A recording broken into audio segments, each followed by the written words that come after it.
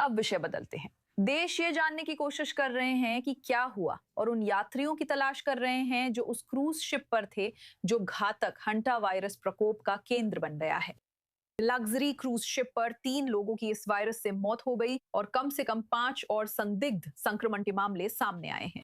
अब एक डच जहाज परिचारिका जो मृतकों में से एक के थोड़ी देर के लिए संपर्क में आई थी, हंटा वायरस लक्षणों के साथ अस्पताल में भर्ती हुई है। अब प्रोफेसर सिरिल कोहेन जो बारलान यूनिवर्सिटी की इम्यूनोथेरेपी लेबोरेटरी के प्रमुख हैं, हमारे साथ जुड़ रहे हैं ताकि हम इस पर और चर्चा कर सकें। हमारे साथ जुड़ने के लिए आपका बहुत बहुत धन्यवाद।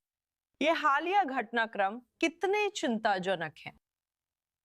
जी हाँ, हेलो बियांका। हाँ, मैं कहूंगा कि ये चिंताजनक है और हमें सतर्क रहने की जरूरत है, लेकिन फिर भी इसका मतलब ये नहीं है कि हम उस स्थिति की शुरुआत में हैं जो हमने महामारी के दौरान देखी थी, जैसे कोविड-19। क्योंकि ये पूरी तरह से अलग वायरस है। यानी यहाँ हंटा वायरस की बात हो रही है। ये बहुत घातक है, ये सच है। मतलब जो लोग इस बीमारी से संक्रमित होते हैं उनमें से 1/3 से आधे लोग मर सकते हैं, जो कि काफी चिंता की बात है। लेकिन इसका फैलने का तरीका आमतौर पर कोविड या फ्लू से काफी अलग है।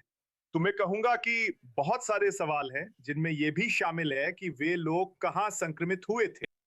दूसरा, कुल कितने लोग सच में संक्रमित थे, क्योंकि लक्षण होने का मतलब जरूरी नहीं कि हंटा वायरस ही हो। आप जानते हैं, हमें ये बात बाद में ही पता चली जब लक्षण काफी, मैं कहूंगा, तीव्र हो गए थे। मुझे लगता है हमें सतर्क रहना चाहिए और जो किया जा रहा है वही करें।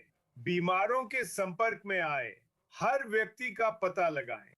ठीक है, तो आपने इसका जिक्र किया। हम संभवतः हंटा वायरस के एक दुर्लभ प्रकार को देख रहे हैं जो इंसान से इंसान में फैलता है, जो सामान्य हंटा वायरस नहीं है। सबसे पहले ये कैसे फैलता है और आप इसकी जांच कैसे कर सकते हैं? हाँ, तो मूल रूप से फैलने के लिए या संक्रमित होने के लिए आपको या तो कृंतकों जैसे चूहों के संपर्क में आना पड़ता है या उनके मल या पेशाब के संपर्क में आना पड़ता है। मूल रूप से आपको सच में संपर्क में आना पड़ता है। तो आमतौर पे आप जानते हैं, हम में से ज्यादातर लोगों के लिए ये रोजमर्रा की बात नहीं है, ठीक है? क्योंकि ये सिर्फ आम चूहा नहीं है। आपको ऐसा चूहा चाहिए जो उस वायरस से संक्रमित हो। तो सबसे पहले हमें ठीक से पता नहीं है कि वे लोग कैसे संक्रमित हुए। सिर्फ इतना है कि आमतौर पर ऐसा होता है। इसका मतलब ये नहीं कि हमेशा ही हो, क्योंकि इस स्ट्रेन, खास तौर पर हंटा वायरस के इस स्ट्रेन इंडीज हंटा वायरस को यह भी दिखाया गया है कि ये इंसान से इंसान में, एक व्यक्ति से दूसरे व्यक्ति में भी फैल सकता है। फिर से, इसके लिए आपको कुछ नजदीकी संपर्क की जरूरत होती है, लेकिन यह संभव है। और यही वजह है कि मुझे लगता है कि हम हंटा वायरस के मामले में सामान्य से थोड़े ज्यादा चिंतित हैं, क्योंकि अब यह बीमारी, हमारा मानना है, संपर्क के जरिए, यानी एक व्यक्ति से दूसरे व्यक्ति में फैल रही है। तो ये थोड़ा चिंता का विषय है, लेकिन फिर भी हमें और जवाब चाहिए।